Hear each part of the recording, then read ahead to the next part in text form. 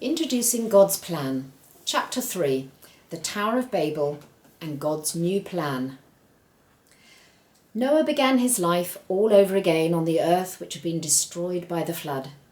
The only people alive on the earth were Noah and his wife, his 3 sons and their wives, just 8 people.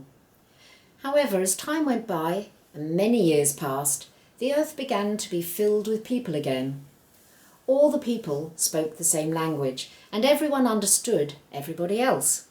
People could easily discuss their ideas with all those around them, and therefore they quickly came to know and understand many things.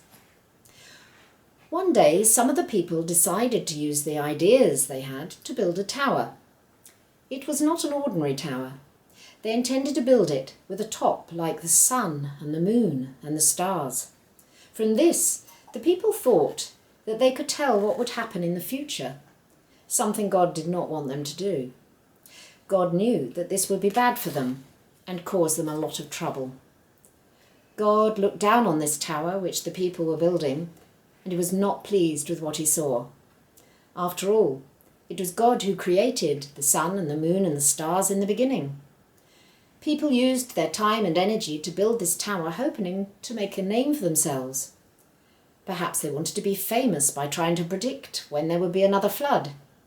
However, God wanted them to get to know him better and to trust him that he would never flood the earth again. He wanted them to discover all the good things he had done, and he wanted them to be kind to one another.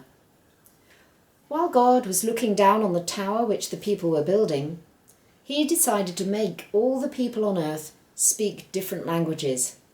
And then the people would no longer be able to discuss their ideas with each other quite so easily. They would no longer be able to understand what everyone else was saying. This meant they had to spend years in learning other languages before they could discuss their ideas and work out the future, and so the tower no longer had any use.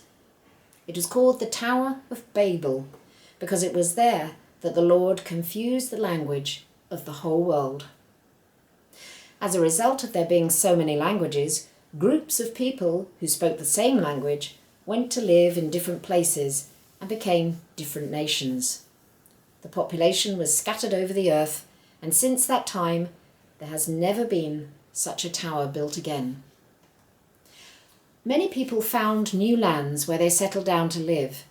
Some of these people tried to please God by worshipping him, and these lived happy lives. However, some people did not want to worship God, and they continued in their wicked ways for many years, and Satan was pleased with them. He liked to lead people away from God whenever he could. What God really wanted was for everyone on earth to learn about him and to love him and to be good to each other. He wanted them to do as he wished, so that everyone would then live happy lives and no one would be hurt. However, when God left the people on earth to do what they wanted to do, there were always some who chose to go their own way and refused to obey God. It was then that God began a new plan. He chose one man called Abraham and told him about his plan. Abraham was to be the father of a great nation of people who would one day go out to everyone else in the world and tell them about God. Abraham was married to a woman called Sarah, and together they followed God's instructions. First, he told them to leave their own country and all the people they knew.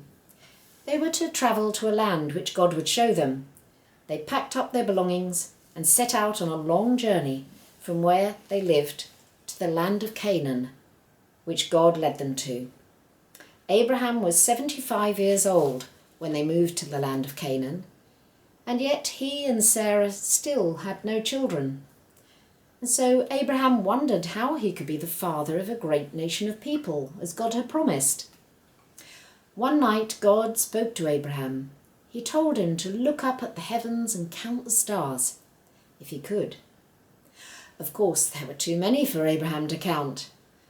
God told Abraham that the same would be true of his descendants. Abraham believed God. He believed that he would be the father of a nation of people who would become so large that no one would be able to count them. God made a special agreement called a covenant with Abraham, He said he would give Abraham's descendants a large piece of land to live in, all the way from the river Nile in Egypt to the river Euphrates. Abraham believed all that God had told him. He was happy to know that through him and his descendants, one day the whole world would learn about God and his great love.